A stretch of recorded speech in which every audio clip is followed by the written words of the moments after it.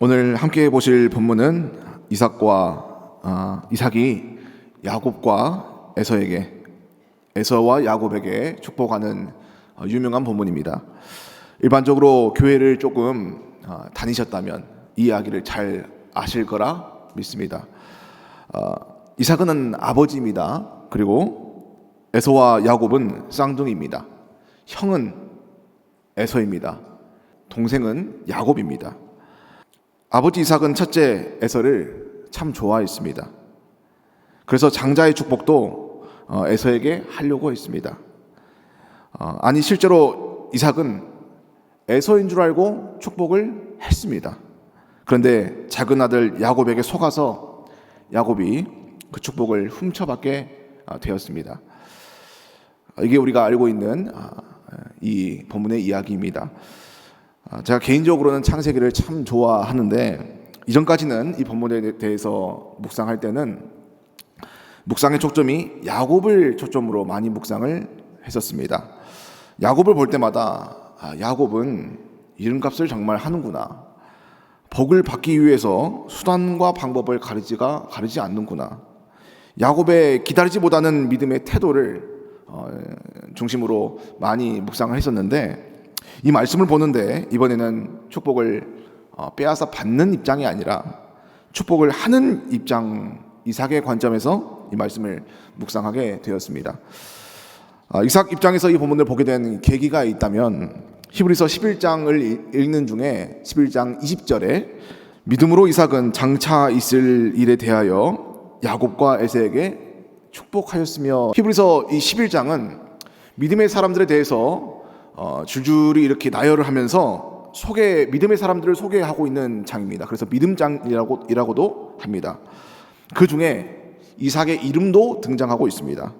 이삭의 믿음에 대해서도 기록합니다. 가만 보면 그런데 이삭의 믿음의 내용이 좀 어색하다는 것을 알 수가 있습니다. 이삭 인생에서 가장 가치 있는 믿음의 순간을 손에 꼽으라면 뭐라고 꼽으시겠습니까?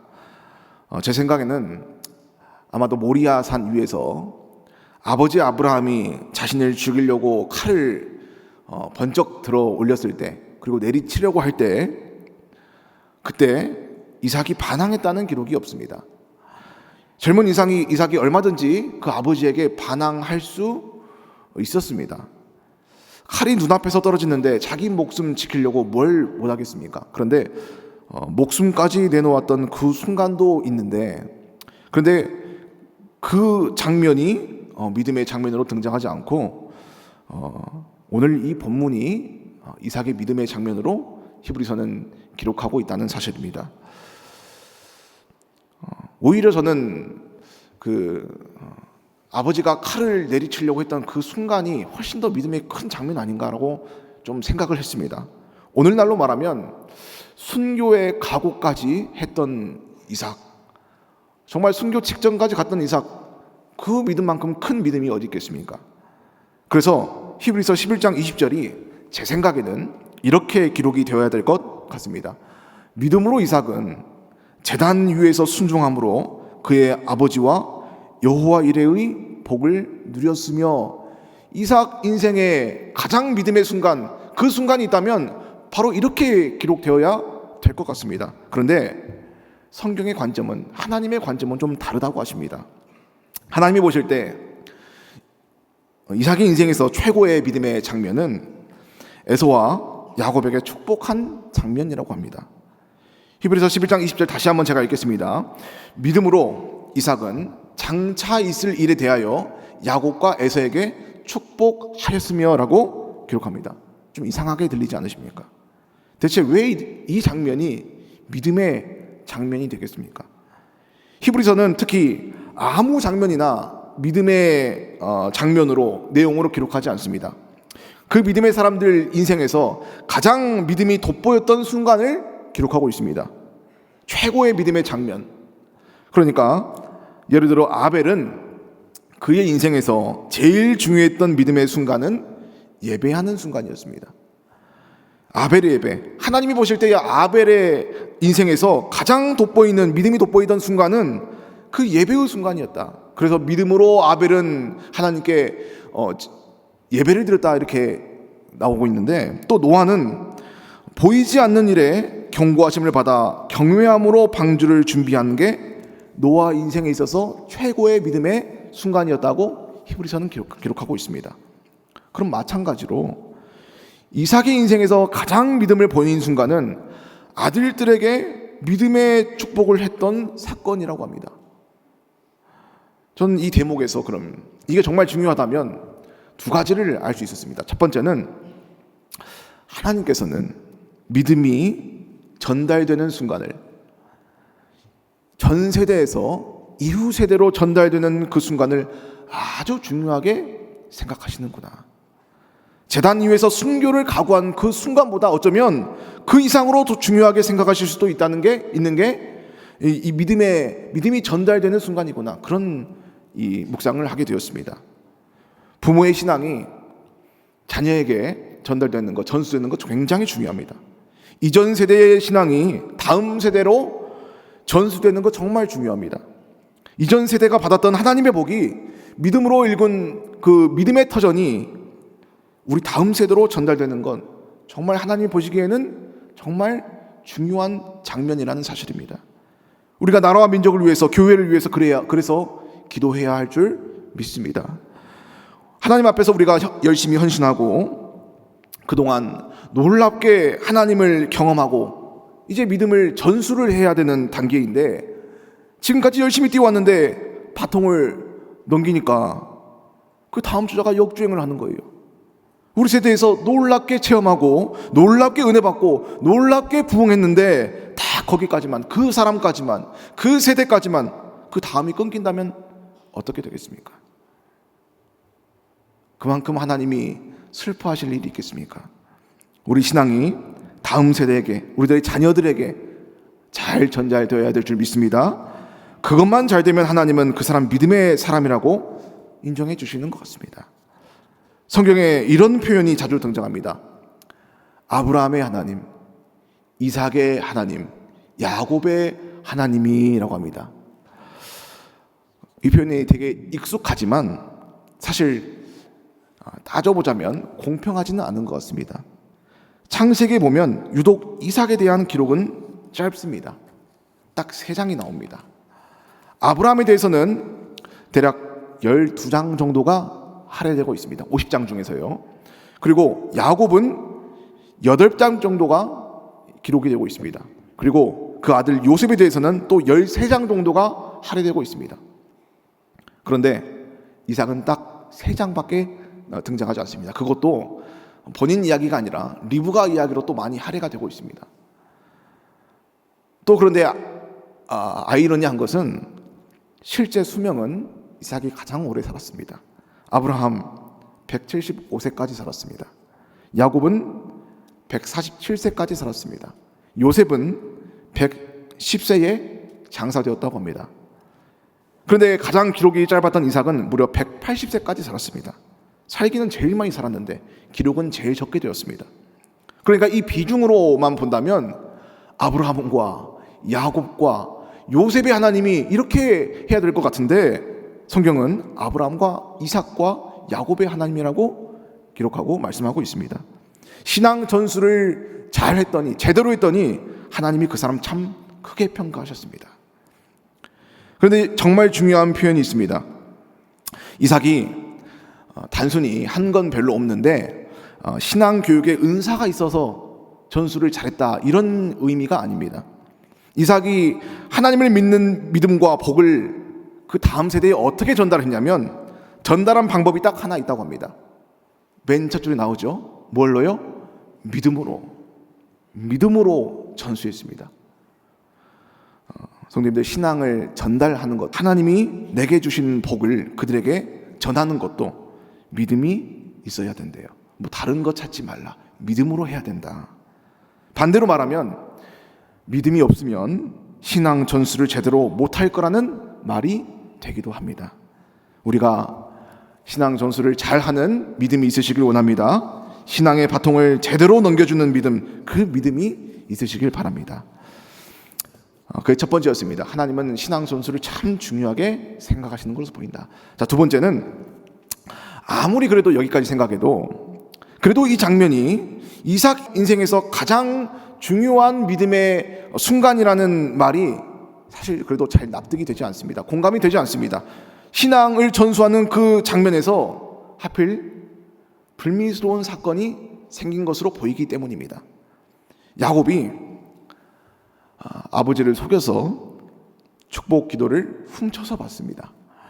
그런데 왜 성경은 이 사건이 이삭 인생에서 가장 중요한 믿음의 순간으로 기억하고 또 기록하고 있겠습니까? 그 이유를 말씀을 통해서 오늘 잠깐 함께 보도록 하겠습니다. 오늘 본문 이전에 오늘 본문이 27장인데 25장 23절에서는 이삭의 아내 리브가가 처음엔 임신을 하지 못합니다. 아직 에서와 야곱이 태어나기 전입니다.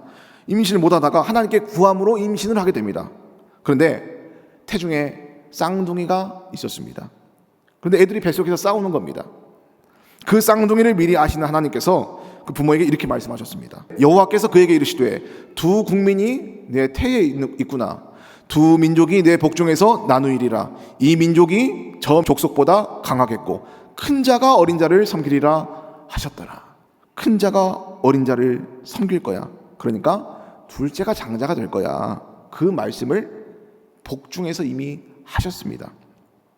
그러니까 이삭과 리브가는 자신의 아들들에 대한 하나님의 말씀을 이미 알고 있었습니다. 쌍둥이인 것도 알았고 동생이 장자가 될 것이라는 하나님의 말씀도 알고 있었습니다. 그런데 정작 시간이 흘러도 이삭의 개인적인 생각은 좀 바뀌지 않았던 것 같습니다. 창세기 25장 27절에서 28절을 보면 성경은 이렇게 기록하고 있습니다. 이삭은 에서가 사냥한 고기를 좋아하므로 그를 사랑하고 그리고 리브가는 야곱을 사랑하였더라라고 합니다. 이삭은 에서를 사랑했습니다. 어머니 리브가는 야곱을 사랑했습니다. 각자 좋아하는 아들이 있었습니다. 하나님께서는 야곱이 장자가 된다고 말씀하셨는데 이삭 아버지 마음속에서는 에서가 장자요, 에서가 내가 사랑하는 자였습니다. 그리고 그렇게 또 시간이 지났습니다. 이삭이 나이가 많이 이제 들게 되었습니다. 이삭이 나이가 많아 눈이 어두워 잘 보지 못하더니 맏아들 에서를 불러 이르되 내 아들아 하매 그가 이르되 내가 여기 있나이다 하니 4절 내가 즐기는 별미를 만들어 내게로 가져와서 먹게 하여 내가 죽기 전에 내 마음껏 내게 축복하게 하라. 누구에게 축복한다고 합니까? 에서에게. 자신이 사랑하는 에서에게, 먼저 태어난 에서에게. 이삭이 하나님의 뜻을 몰라서 이렇게 하는 게 아닙니다. 큰 자가 어린 자를 섬길 거라고 하셨던 그 하나님의 말씀을 외면하고 있는 겁니다. 아무리 생각해도 그래도 에서가 첫째인데 나는 또 에서가 좋은데 나는 에서를 그래도 더 사랑하는데 이삭이 에서를 왜 더 사랑했다고 하나요? 그 이유가 있었습니다. 이삭은 에서가 사냥한 고기를 좋아함으로 그를 사랑했다. 이삭이 에서를 사랑하고 고집했던 다른 영적인 이유가 있었던 게 아닙니다. 예를 들어서 에서가 참 하나님을 경외한다거나 하나님 앞에서 특별히 구별되고 거룩한 아들이었다거나 그런 영적인 이유가 아니었습니다. 자기 생각에는 하나님이 그렇게 말씀하셨는데 내 생각에는 내가 보기에도 얘가 맏아들인데 복 받아야 돼, 이런 생각인 겁니다. 그래도 이게 질서지, 이게 영적인 순서야. 영적인 순서를 자신이 정하는 겁니다. 이게 이삭의 생각이었습니다. 사실 정말로 이삭이 영적인 이유를 정말로 중요하게 생각했다면 오히려 에서에게 쉽게 축복할 수가 없었을 것입니다. 왜냐하면 에서는 당시 가나안 여인과 결혼한 상태였기 때문입니다. 에서가 40세에 헷 족속 브에리의 딸 유딧과 헷 족속 엘론의 딸 바스맛을 아내로 맞이하였더니 그들이 이삭과 리브가의 마음에 근심이 되었더라. 가나안 여인과 통혼을 한 겁니다. 부모에게는 그게 근심이 되는 겁니다. 그런 아들이었습니다. 하나님은 가나안 여인들과 통혼하는 걸 그렇게 싫어하셨습니다. 거룩하지 못한 아들이었습니다. 그런데도 이삭은 에서를 사랑했습니다.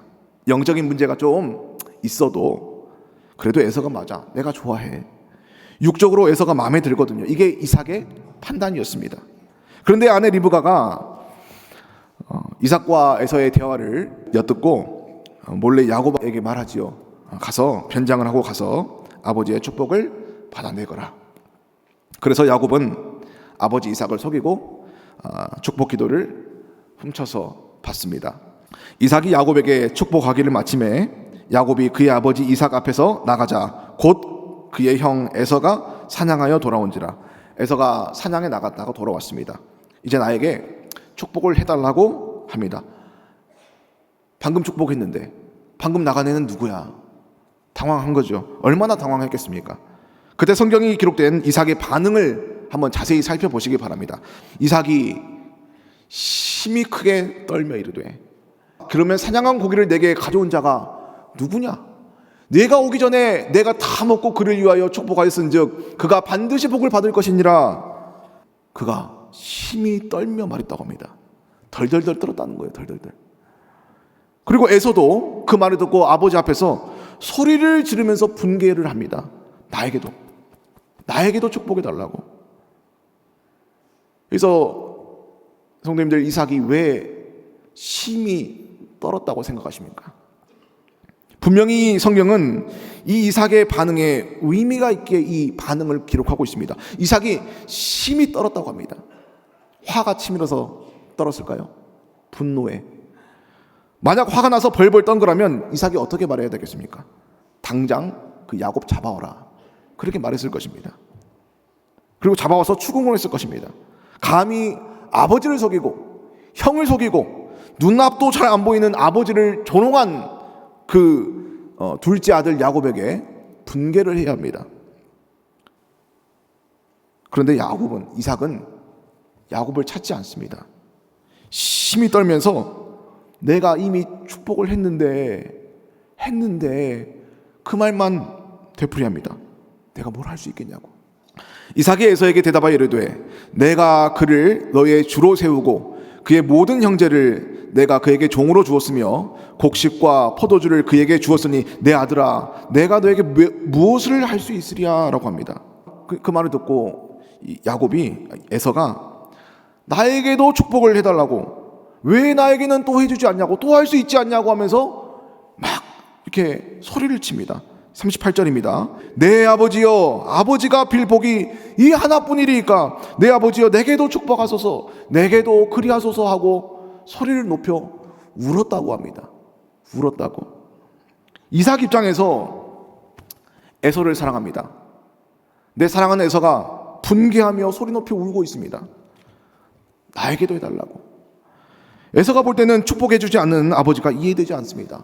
내게도 그리하면 되잖아요. 내게도 해주시면 되잖아요. 하실 수 있잖아요. 내게도 그리하소서. 아버지 입장에서 내 사랑하는 아들이 이렇게 울면서 두 번이나 간구하면서 울고 있는데 그걸 보는 아버지의 마음이 어떻겠습니까?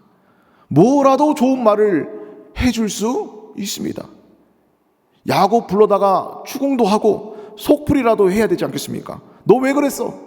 아니면 다른 방법이라도 모색을 해봐야 될 텐데, 그런데 이삭은 에서에게 끝까지 축복해 주지 않습니다. 대신 울부짖고 있는 사랑하는 에서에게 뭐라고 이야기하는가 하면, 이삭이 에서에게 대답하여 이르되 내가 그를 너의 주로 세우고 그의 모든 형제를 내가 그에게 종으로 주었으며 곡식과 포도주를 그에게 주었으니 내 아들아 내가 너에게 무엇을 할 수 있으랴. 우리가 37절을 그냥 읽으면 이미 이삭은 야곱에게 줄 축복을 다 줘버려서 너에게는 줄 수 없다라는 의미로 이해되기가 쉽습니다. 하지만 정확히 37절을 해석하자면 이런 의미입니다. 하나님이 정하신 걸 내가 어떻게 바꾸냐. 이삭이 충격을 받고 벌벌 떨면서 깨달은 겁니다. 이거 하나님이 개입하셨구나. 내가 바꿀 수 있는 게 아니구나. 내가 무엇을 할 수 있으랴? 하나님의 뜻 앞에서는 아무것도 할 수 없더라. 그리고 또 끝에 가서는 이삭이 에서에게 이렇게 말합니다. 가슴 아픈 말입니다. 그에게 대답하여 이르되 네 주소는 땅의 기름짐에서 멀고 내리는 하늘 이슬에서 멀 것이며 너는 칼을 믿고 생활하겠고 내 아우를 섬길 것이며. 이 부분이 정말 중요합니다. 이 내용이요. 이삭이 형식적으로도 왜 에서에게 축복을 왜 못하겠습니까? 말하면 되죠. 그가 인간된 마음으로 사랑하는 에서에게, 내가 사랑하는 에서에게 좋은 말을, 위로를 왜 못해주겠습니까? 그런데 이삭의 말을 보시면 지금 속아서 벌어진 이 장면에 대한 어떠한 변명도, 어떠한 항변도 없습니다. 어떠한 수습도 없습니다. 오히려 에서에게 말하는 39절, 40절의 내용이 하나님이 이전에 과거에 그 부부에게 하셨던 말과 같습니다. 큰 자가 어린 자를 섬길 거라고. 에서야 너는 칼을 믿고 살 거야. 네 아우를 섬길 거야. 너는 기름진 땅과 멀어질 거야. 하늘 이슬에서 멀어질 거야. 그게 하나님의 계획이야. 그게 하나님의 말씀이야. 어떤 아버지가 사랑하는 내 아들에게, 울부짖는 아들에게, 무너지는 내 아들에게 이렇게 가혹하게 말할 수가 있겠습니까? 그리고 그렇게 하고 싶겠습니까? 사랑하는 아들에게 말하기엔 너무나 가슴 아픈 말입니다. 그런데도 왜 이삭이 이렇게 말했겠습니까?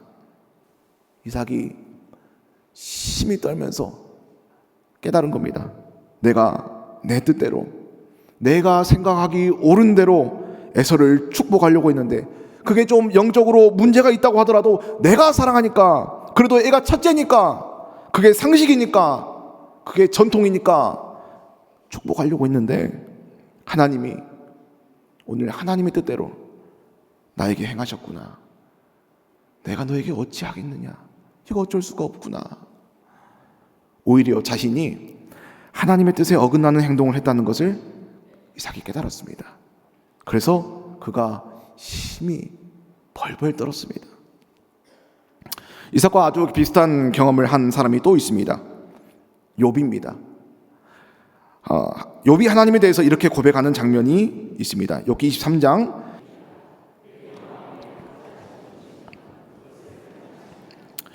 그런즉 내게 작정하신 것을 이루실 것이라. 이런 일이 그에게 많이 있느니라. 이런 일이 하나님에게 많이 있다고 합니다. 모든 인생에게 일어나는 일이라는 의미입니다. 하나님은 하나님의 뜻대로 우리 인생에게 행하십니다. 이어서 그러므로 내가 그 앞에서 떨며 지각을 얻어 그를 두려워하리라. 욥도 하나님의 뜻을 깨닫고 그 앞에서 두려워 떨었다고 합니다. 이삭도 오늘 하나님의 뜻을 깨닫고 심히 떨었습니다. 두려워했습니다. 하나님의 개입을 깨달았기 때문입니다. 하나님은 어떤 분이십니까? 하나님은 하나님의 뜻대로 행하시는 분이십니다. 야곱의 성정을 통해서도 하나님은 하나님의 뜻대로 행하십니다. 그런데 이 속고 속이는 순간을 히브리서에서 이 장면을 주목하는 겁니다. 하나님이 주목하시는 겁니다. 믿음으로 이삭은 장차 있을 일에 대하여 야곱과 에서에게 축복했다고, 믿음으로 했다고. 성도님들, 이게 하나님을 믿는 믿음인 줄 믿습니다. 오늘 이삭이 경험한 하나님을 인정하는 게 믿음이라고 합니다. 쉽게 말하면 많이 듣는 말 있잖아요. 주 뜻 앞에서 내 뜻을 바꾸는 순간, 이 순간이었습니다. 믿음으로 이삭은 에서에게 그렇게 말해야 했습니다. 좋은 말 얼마든지 해줄 수 있었다니까요. 그렇게 안 되려고 어떻게든 다시 바꾸려고 발버둥 칠 수 있었습니다. 구는 불러와. 그런데 이삭은 믿음으로 하나님을 믿음으로 하나님의 말씀을 전했습니다. 전달했습니다. 축복했습니다. 인생을 살다가 오늘 이삭이 만난 하나님을 우리도 만날 때가 있습니다.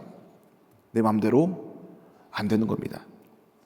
손발이 심히 떨릴 수도 있습니다. 충격인 거죠. 그런데 오히려 그 떨림을 통해서 하나님의 뜻에 대한 지각을 얻게 될 때 비로소 그 사람은 하나님 앞에 서 있게 됩니다. 오히려 그때 그 사람은 믿음의 사람이 된다고 성경은 증언합니다. 언뜻 보면 하는 일마다, 계획하는 일마다, 벌이는 일마다 내 뜻대로 안 되는 상황이 참 불행한 상황 같습니다.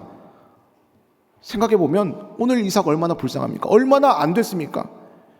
앞도 잘 안 보이는 노인이, 내 자녀도 분간보다는 불쌍한 노인이 아들에게 속아서 충격 먹어서 벌벌 떠는 그 장면을 생각해 보시기 바랍니다. 얼마나 불행하고 비참해 보입니까? 그런데 하나님이 보실 때는 아니래요. 하나님이 개입하시는 인생이 오히려 복받은 인생이라고 합니다. 하나님이 내 인생에 개입된 게 깨달아졌을 때 그 뜻대로 하겠다고 그렇게 하는 게 믿음이라고 합니다. 내 인생 내 마음대로 잘 안 돼서 혹시 이삭처럼 내 몸이 벌벌 떨리는 그 상황 가운데 계시는 분 계십니까? 그 현장에서 다시 그것을 내 뜻대로 굳이 고치려고 하지 않으시길 원합니다. 하나님의 개입에 지각을 가지고 깨닫는 은혜가 있으시길 바랍니다. 그게 믿는 자가 사는 길임을 믿습니다. 한 가지 은혜가 되는 묵상 포인트가 한 가지 더 있었습니다. 오늘 창세기 27장인데 이 다음 28장을 보면 이삭이 자신을 속여 복을 받아낸 그 둘째 야곱을 다시 불렀습니다. 다시 만났습니다. 야곱 그냥 얼굴도 못 보고 간 거 아닙니다. 다시 얼굴 봤습니다. 뭐라고 하시겠습니까? 내가 이삭이라면 1번 빠따 갖고 와 엎드려. 2번 너는 대체 누구를 닮았기에? 뭐 그런 말도 할 수 있겠죠. 3번 꼭 그렇게까지 다 가져가야만 했냐? 뭐 이렇게 할 수 있을 텐데 뭐라고 그래도 추궁이라도 해야 할 것 같습니다. 저 같아도 한마디라도. 그런데 아무리 살펴봐도 이삭이 어떠한 추궁이나 따지는 게 없습니다. 너 왜 그랬냐? 그런 한마디도 없습니다. 단지 이삭이 자신을 속인 야곱을 불러서 이렇게 말하는 겁니다. 전능하신 하나님이 내게 복을 주시어 내가 생육하고 번성하게 하여 내가 여러 족속을 이루게 하시고, 3절 잘 보시면 야곱을 향한 축복의 내용으로 보입니다. 한 번 더 축복하는 것 같습니다. 그런데 사실 이거는 이삭의 신앙 고백입니다. 보시면 이삭이 하나님을 이렇게 고백하고 있습니다. 3절 처음에 전능하신 하나님이라고 합니다. 이삭이 오늘 경험한 하나님은 전능하신 하나님이십니다. 하나님은 전능자이시구나. 하나님은 하나님의 계획대로 하시는 분이구나. 그는 전능자요 나는 무능자구나. 그 고백을 이삭이 하는 겁니다. 전능하신 하나님이. 그리고 한 가지 고백이 더 있습니다. 그 다음 절 4절을 보시면 아브라함에게 허락하신 복을 내게 주시되 너와 함께 네 자손에게도 주사 하나님이 아브라함에게 주신 땅 곧 내가 거류하는 땅을 내가 차지하게 하시기를 원하노라. 자, 여기도 복의 내용을 기록한 것 같지만 사실 이삭이 야곱에게 축복하는 그 뉘앙스를 보셔야 됩니다. 다시 한번 보여주시겠습니까? 보시면 뉘앙스가 있습니다. 지금 울부짖는 에서를 뒤로 하고 야곱을 축복해야 하는 이삭의 심정이 어떻겠습니까? 내가 살아가는 애는 뒤에 있어요. 나를 속이는 애는 내 앞에 있습니다. 축복이 나오겠습니까? 억지로라도 한다고 하면 나올 수도 있습니다. 그런데 뉘앙스가 4절 마지막 보시면 원하노라라고 합니다. 오히려 이전에 속아서 축복했던 27장의 그 딱딱한 선언과도 같은 축복에 비해서 훨씬 마음이 많이 담겨 있습니다. 그런데 이삭이 다시 야곱을 붙잡고 기도하는 겁니다. 이번에는 정말로 그렇게 되길 원한다고. 야곱아, 정말 그렇게 되길 원한다. 너 꼭 그렇게 돼야 돼. 내가 그렇게 소망한다. 내가 원한다. 내 소망이다. 전능하신 하나님을 체험한 이삭이 28장에 와서는 억지로 순종한 장면이 아니라 내가 정말 그렇게 하나님 뜻대로 되길 원한다고. 하나님의 뜻대로 야곱 네가 그렇게 복을 받길 원한다고. 네가 장자가 되길 원한다고. 하나님의 뜻대로 되길 내가 소원하노라, 내가 원하노라, 이렇게 고백하는 신앙 고백의 장면입니다. 그리고 히브리서에서 이 장면을 이렇게 기록하는 겁니다. 평가하는 겁니다. 믿음으로 이삭은 장차 있을 일에 대하여 야곱과 에서에게 촉복하였으며. 이해가 되십니까? 그 이삭의 믿음이 바로 이 믿음입니다. 이삭이 진심으로 원하고 있습니다. 이제는 하나님의 뜻대로 되길 원한다고. 하나님이 원하시니까 나도 그렇게 소망한다고. 하나님께서는 히브리에서 이 이삭의 고백을 기억하시고 참 기뻐하셨던 것 같습니다. 이삭이 하나님의 뜻에 대하여 억지로 꾹꾹 참으면서 억지로 순종하는 그 정도가 아니더라. 이삭이 정말로 소원까지 하더라. 나에게 마음을 다 주더라. 이삭이 나에게 진심으로 마음을 맞추더라. 나는 그 이삭의 믿음, 그 믿음 기억한다. 그 믿음 정말로 크게 본다. 모리아산 제단 위에서 죽음을 각오하던 이삭도 그래, 물론 귀하다, 잘했다 기억하지만, 그런데 나는 이 기쁨이 더, 이 순종이, 이 믿음이 더 기쁘다. 그가 내 뜻대로 되기를 소원하더라. 나에게 정말 마음까지 다 주더라. 기쁨으로 주더라. 성도님들, 우리 하나님께서는 우리의 마음을 이렇게 기뻐하실 줄 믿습니다. 물론 하나님 마음을 미리 알아서 미리 맞춰가는 것도 참 귀하고 기뻐하십니다. 근데 그러기 쉽지 않죠. 사람이니까, 연약하니까요. 어떻게 미리 다 알겠습니까? 또 죽음을 무릅쓰고 주 뜻 앞에 순종하는 것도 참 귀하고 기뻐하십니다. 그런데 더 기뻐하시는 것은, 처음에는 내가 연약해서 하나님의 뜻과 좀 어긋나더라도, 그럴 때 참 많죠. 그런데 지각을 가지고 깨닫게 되자, 하나님의 은혜로 깨닫게 되자, 그때부터는 내가 정말 하나님의 뜻대로 되길 원한다고 고백하는 사람, 자기 마음을 다 하나님께 주는 사람, 하나님 그 믿음, 그 사람 정말로 기뻐하셨습니다. 오늘 우리에게 전능하신 하나님이라는 고백이 있으시길 원합니다. 또한 하나님의 뜻대로 내게도 그렇게 하길 원하노라, 그 고백도 있으시길 원합니다. 오늘 본문에서 이삭의 상태를 세 가지로 정리해봤습니다. 이삭이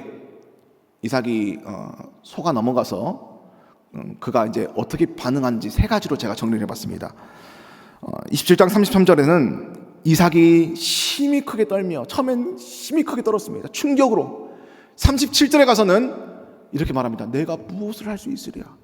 마지막에는 다음 장 4절에 가서는 내가 차지하게 하시기를 원하노라.